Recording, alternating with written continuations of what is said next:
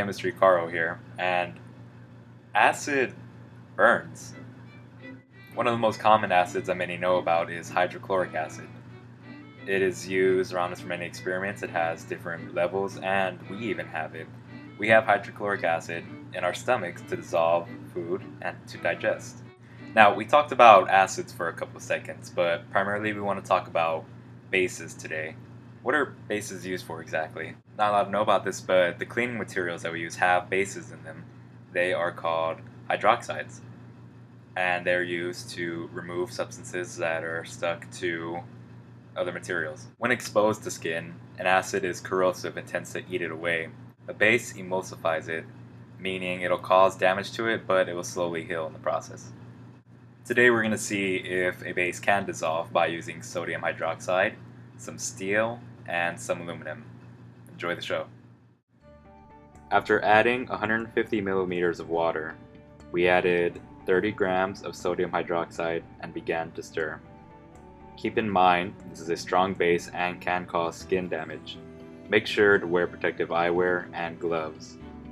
I then took a sample to measure the pH of the solution with pH test strips. We got a blue color, which indicates a base with a pH of 14, very strong. Add it into the solution first with a steel master lock.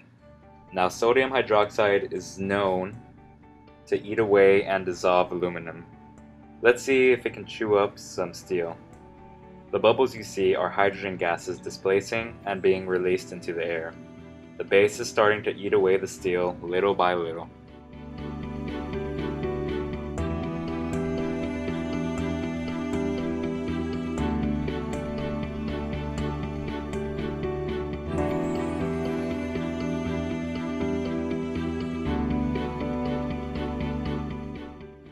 I decided to let the lock sit for 20 minutes. Let's take it out and see what happens in a bit. Now we're going to add an aluminum can into the solution. We're only going to do the bottom part of the can because we do not have enough of a concentration to melt all of it. As we add the solid aluminum, the liquid hydroxide forms a reaction and displaces the hydrogen gas.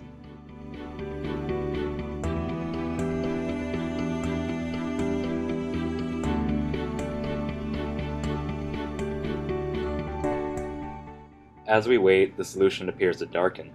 The sodium hydroxide is fully working it by dissolving the aluminum. Let's take a look at the bottom now. You can see a gunky portion of aluminum is dripping. Also, the base is still continuing to eat the bottom can. 5 minutes later and the bottom can is black with dissolved material. The lock is hard to tell, but has been slightly deformed from the solution. And yes, it still works. So we seem to make a base dissolve a metal the way an acid would with pretty much anything. Now we're going to try making some gold. Fact is, you can't just make gold, but we're going to make it look like some gold. For this, we're going to be using a penny, zinc sulfate, some zinc metal, a stove, and science. In our beaker, we have 30 grams of zinc sulfate.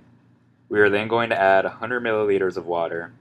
After that, we're going to turn on the stove to low and add some zinc metal. Finally, we're going to add the penny. We are going to try to put some zinc on top of it.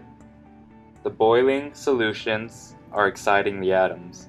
What you see here are electrons being deposited onto the penny surface with zinc metal.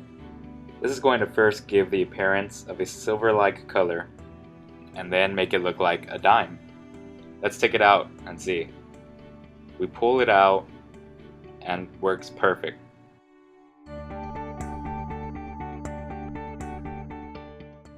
Now to turn it into gold, simply place your silver penny onto a hot pan.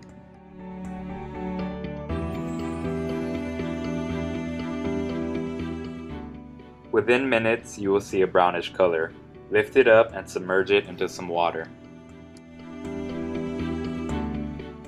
Here lies the appearance of a gold penny. Do not try to pawn it. It will lose its surface color soon.